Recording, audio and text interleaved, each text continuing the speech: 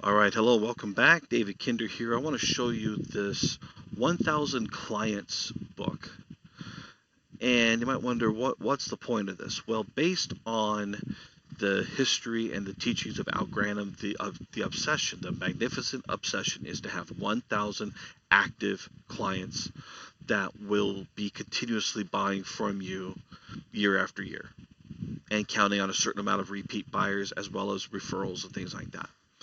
Now, there's really nothing magic about this. It's a pretty neat little booklet. The main thing is to make sure that we avoid what he called premature retrogression, which means that don't get settled into just working with just your clients.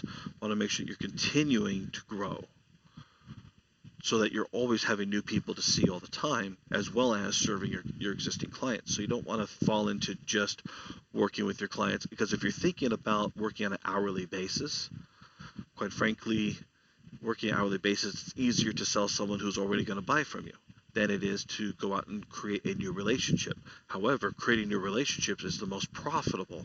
It's just not necessarily the most profitable today, depending on how you're working. So you got to evade that trap. Now, then he talks about 10-3-1, which is, 10 suspects, 3 prospects, 1 new client. And the fact is 10-3-1 happens depending on your opening language. He called it the magic question. I call it the question of death.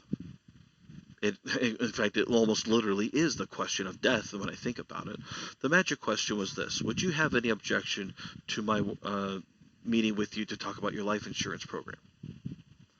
Really, you just asked someone to talk about their plans upon your death. We're talking about your death plans. If I can work with people on something that's far more enjoyable to talk about, I don't need 10-3-1. I could have 10-9-8 or 5-4-3. Okay? And so, depending on how you're opening conversations, it's going to depend on that. One thing I happen to like in this booklet here is something that they call the least acceptable new suspect.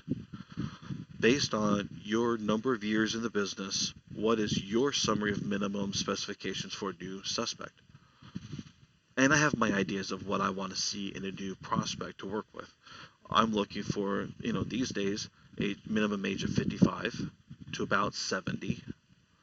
So age 55 to 70. I want someone who's open-minded. I want someone who hates paying taxes. I want someone who is very concerned about the future of taxation. Someone who's concerned about running out of money.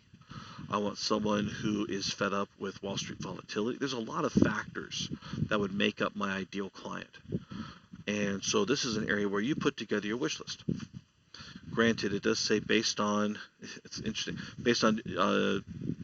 your number of years in the business. So there's one line for your first 20 years.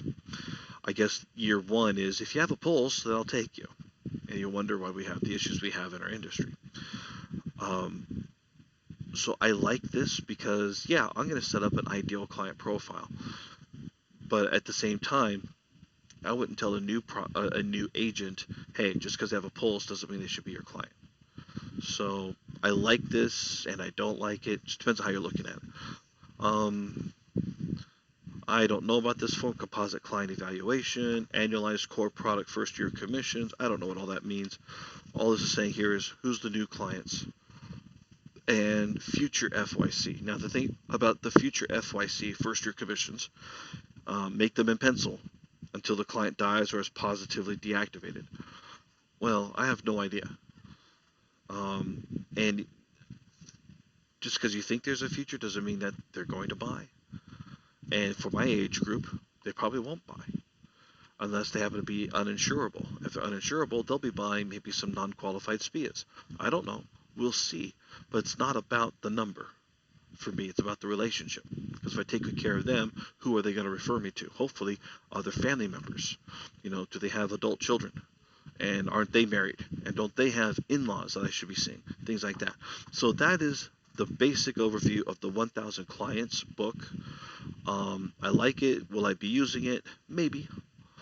But the whole idea is, yeah, I want the 1000 clients.